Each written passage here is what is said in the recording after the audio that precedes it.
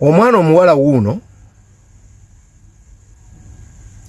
yawangula Miss Earth mpaka 2021.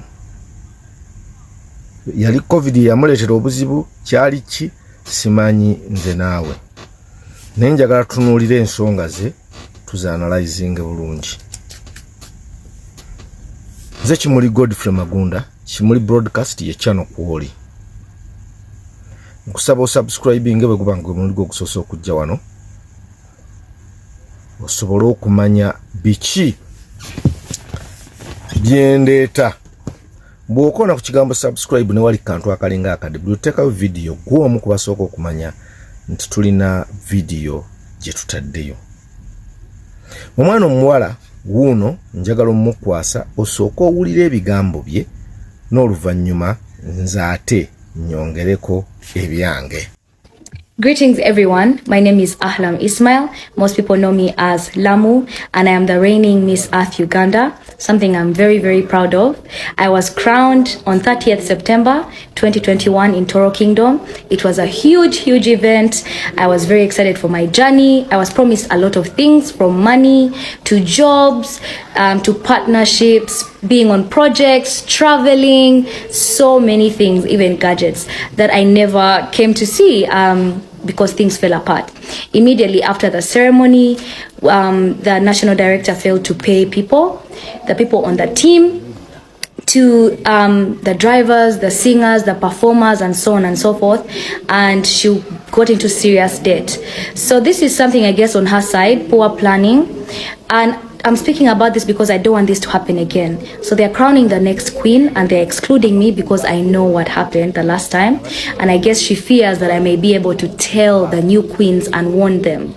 So that's why I'm doing this video. A lot happened during my reign. I was not supported by her. All of the jobs and the projects that I've been on have been from myself, from my friends and my family and supporters. And I just want the queens to know that, the future queens working with her to know that. I believe that she uses these events to get money from sponsors, and she uses the girls and she hypes them up. She does not even train these girls. I went into the international competition without any training. I had to pay for most of my dresses. I had to do my own makeup. There's a time I almost died because I got electrocuted. It's not funny. I don't know why I laughed, but I guess that's how I'm dealing with the trauma. Yeah, I almost got electrocuted. I was ironing my hair and water poured on the iron and it literally blew up and it burnt the tiles. Thank God I dropped it in time, so it just shocked my arm but did not go to my heart. And she don't even take me to the hospital. She just move along, you know. And a lot of lies, honestly guys, a lot of lies that I cannot get into 3 minutes of a TikTok video. A lot of things went south, and when I started to talk to her and stand up for myself, that's when we fell apart. And I wanted to take this to court because she owes me money, but I haven't. I don't know if I will, but I haven't. I just chose to use the crown for my own use, for the good of the community, for the good of my country, and I believe I have done my best. And for those that have been following my journey, I know you have been seeing what I've been doing, and I know that you appreciate, and I pray that I will continue to use my experience for the betterment. But I just want to warn whoever is working with this organization at the moment, I just want to wish you the best and just caution you. No, it's not what it looks like. Be very aware. Munange ndowooza obiwulidde bulungi. Omwana omuwala ono agamba nti empaka bwe zaakolebwa yasuubira bingi. In fact, si ye kusuubira but yasuubizibwa bingi. Ebintu bino simanyi oba abateekateeka babulwa enteekateeka ennungi oba babyekanga bwekazi. But omuwala atugambye nti omuntu ono teyasasula okuviira ddala ku ba service providers, ab'ebidongo, abayimbi n'ebintu ebirala. Naye nze neewuunya nti omuntu y'omu ate era n'afuna omukisa oguddamu okutegeka. Oba okitegeera kyengezaako okugamba, amaze abaana baffe okubayisa obubi. ataddamu afuna omukisa ogukola gutya oguteekateeka. Njagala tujjukire wano East Africa's Got Talent. East Africa's Got Talent is an international thing. Kubanga tujiraba ngerimu India's Got Talent, Britain has got talent, America's got talent. Nze nali mmanyi be bantu abateekateeka ekintu ekyo.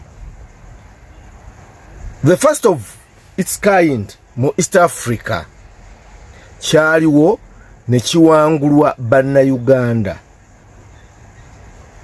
Ezekiel and Easter.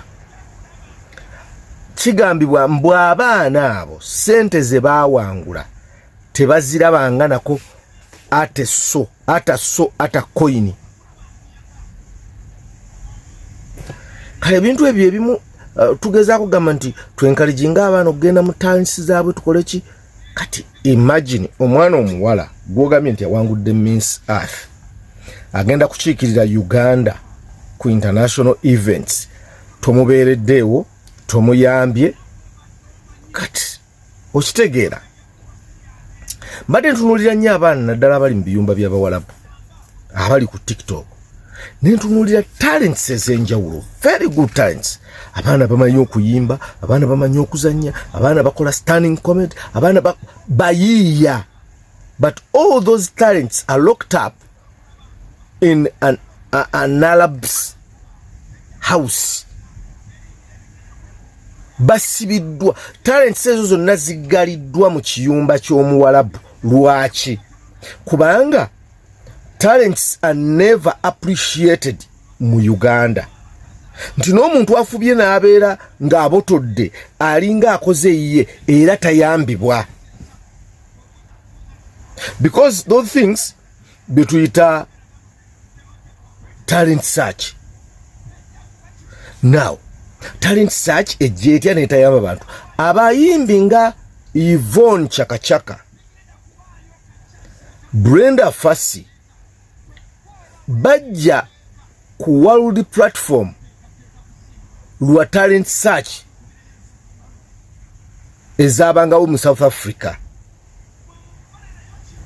Kati ezaffe ziproducinze baliwa bakoze eki oba bayambiddwa batya? So it's high time we pick a leaf from this lady lamb. Abo buyinza bayambwe, ayambibwe, tulabe engeri gye tumuyamba. Nze Kimuli Godfrey Magunda, channel bagiyita Kimuli Broadcast. Tukuwa bingi, teweerabira tosubwa, buli lunaku tukuwa agatambula oba agali oba agafa ku TikTok. Webale nnyo.